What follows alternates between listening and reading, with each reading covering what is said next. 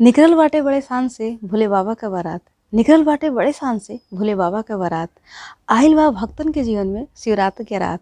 आइल बा भक्तन के जीवन में शिवरात के रात। जीवन में हमेशा मिले आपके सुख और समृद्धि। जीवन में हमेशा आपके मिले सुख और समृद्धि। आवे ना कबो अमावस की रात। आवे ना कबो अमावस की रात। भोले बाबा के पूजा पाठ में चढ़ेला दूध बेलपत्र और धतूरा।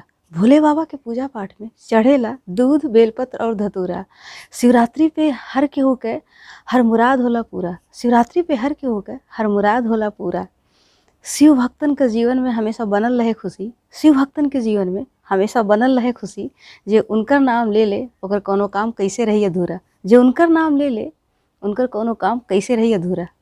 शिव बाबा के हाथे में बा सबके जिंदगी का डोर। शिव बाबा के हाथे में बा सबके जिंदगी का डोर। जीवन में हो जाए चाहे कितना अंधेरा घनघोर। जीवन में हो जाए चाहे कितना अंधेरा घनघोर, पर जेकरे ऊपर बा शिव के कृपा ओकरे जीवन में हरदम रही अजोर। पर जेकरे ऊपर बा शिव के कृपा ओकरे जीवन में हरदम रही अजोर। हमन के जिंदगी बीते शिव पार्वती की कृपा के छैया। हमन के जिंदगी बीते शिव पार्वती की कृपा के छैया। शिव जी बियाहे चले गौरा मैया। शिव जी बियाहे चलना गौरा मैया। महाशिवरात्रि त्यौहार के रउआ सबके खूब सारी बधाइयाँ। महाशिवरात्रि पर्व के रउआ सबके खूब सारी बधाइयाँ।